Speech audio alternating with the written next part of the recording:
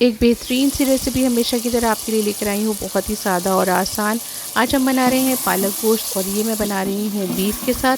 आप इस रेसिपी को बीफ, मटन या चिकन किसी भी मीट के साथ बना सकते हैं। बहुत ही सादा और आसान रेसिपी है और बहुत ही लाजवाब बनती है। गर्मियों की दोपहर में जब कुछ भी खाने का दिल नहीं कर रहा होता, आप ये रेसिपी बनाइए, इसको नान के साथ, बॉइल्ड चावलों के साथ सर्व कीजिए। आपकी घरवाली यकीनन बहुत ही ज़्यादा शौक़ से खाएंगे और आपको बहुत ज़्यादा देर भी नहीं लगेगी इसको तैयार करने में। तो चलें इसको बनाना शुरू करते हैं। बिस्मिल्लाहिर्रहमानिर्रहीम, अस्सलाम वालेकुम। सबसे पहले मैंने यहाँ पर ले लिया है एक पैन और उसमें मैं शामिल कर रही हूँ आधा कप कुकिंग ऑयल। अगर आप घी वगैरह में खाना बनाते हैं तो आप वो भी शामिल कर सकते हैं। उसके बाद मैंने यहाँ पर ले ली है 2 बड़े साइज़ की प्याज, ताकि हमारी थोड़ी सी ग्रेवी जो है वो बन जाए, क्योंकि आपको पता है पालक जो है वो पकने के बाद बिल्कुल थोड़ा सा हो जाता है, तो हमें थोड़ी सी ग्रेवी चाहिए होती है रोटी वगैरह खाने के लिए। तो 2 बड़े साइज़ के मैंने प्याज ले लिए थे। और ये रेसिपी जो मैं आपके साथ शेयर कर रही हूँ, ये मैं आधा किलो गोश्त की शेयर कर रही हूँ, तो उसी हिसाब से तमाम चीज़ें मैंने यहाँ पर ली हैं।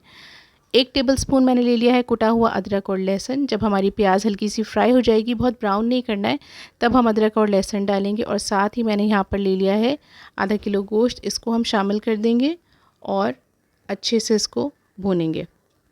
तकरीबन हमें इसको 3 से 4 मिनट तक अदरक और लहसुन के साथ भूनना है, ताकि इसका कलर जो है वो थोड़ा सा चेंज हो जाए और इसकी जो हीक वगैरह आती है गोश्त की, वो बिल्कुल अच्छे से ख़त्म हो जाए।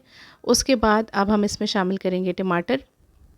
1 पाव मैंने ले लिया है टमाटर, उनको इस तरह से मोटा मोटा काट लिया है और अब हम इसको भी गोश्त के साथ ही डाल देंगे।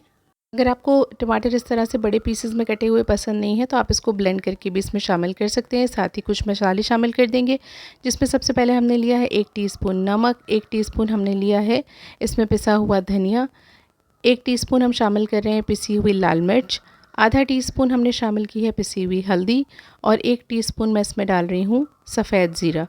इन तमाम चीज़ों को हम गोश्त के साथ थोड़ा सा मिक्स करेंगे। बहुत ज़्यादा इस स्टेज पर आपको भूनने की ज़रूरत नहीं है, बस आपको इनको मिक्स करना है मसालों को अच्छी तरह से गोश्त के साथ, और थोड़ा सा पकाना है बस आधे से 1 मिनट तक, ताकि इसका ऑयल जो है वो ऊपर आ जाए और सारे मसाले इसमें मिक्स हो जाए।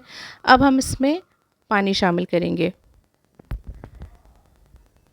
आप अपने हिसाब से पानी शामिल कर दीजिएगा। आपका जो घर में गोश्त आता है वो जिस हिसाब से जितने पानी में गलता है उस हिसाब से। तो मैंने यहाँ पर तकरीबन 4 गिलास पानी डाल दिया है और मैं इसको तकरीबन 40 टू 45 मिनट्स के लिए ढक कर रख दूँगी। अच्छा, यहाँ मैंने हड्डी वाला गोश्त लिया है, क्योंकि हड्डी वाला गोश्त जो है वो बहुत ज़ायक़ेदार बनता है सब्ज़ी में।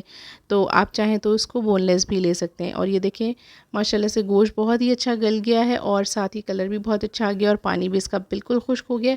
अब हम इसको तेज़ आंच पर भूनेंगे तकरीबन 3 से 4 मिनट तक, और जितना अच्छा आप इस वक्त इसकी भुनाई करेंगे, उतना ही जो है टेस्ट इसका निकल के आएगा।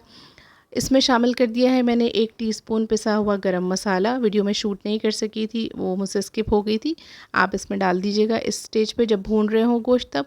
और उसके बाद 1 किलो मैंने लिया था पालक और उसको मैंने मोटा मोटा काट लिया था और वो भी शामिल कर दिया। आधा कप पानी डाल दिया था और कवर करके तकरीबन 15 मिनट के लिए रख दिया था। और ये देखें, 15 मिनट बाद जब हमने इसको खोला तो माशाल्लाह से बहुत ही अच्छी तरीके से पालक जो है वो हमारा घुल चुका है, गल चुका है, और पानी भी सारा का सारा जो उसने छोड़ा था वो भी खुश्क हो गया है।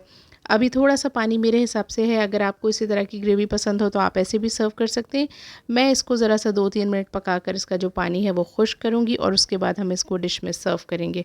और जनाब, इसका पानी खुश्क हो गया था, 2 से 3 मिनट लगे थे तेज़ आंच पे, और ये देखिए माशाल्लाह से बहुत ही लाजवाब हमारा पालक गोश्त जो है वो बनकर रेडी हुआ है। बहुत मज़ेदार रेसिपी है। आपको पता है पालक जो है वो आयरन का बहुत बड़ा सोर्स होता है, तो आपके बच्चे अगर पालक ना खाते हो तो ये रेसिपी बनाइएगा, इंशाल्लाह ताला वो ज़रूर पालक को भी खाएंगे गोश्त के साथ और बहुत शौक़ से खाएंगे। मेरी रेसिपी पसंद आई हो तो लाइक करना मत भूलिएगा। अपना ख्याल रखिएगा। अल्लाह हाफ़िज़।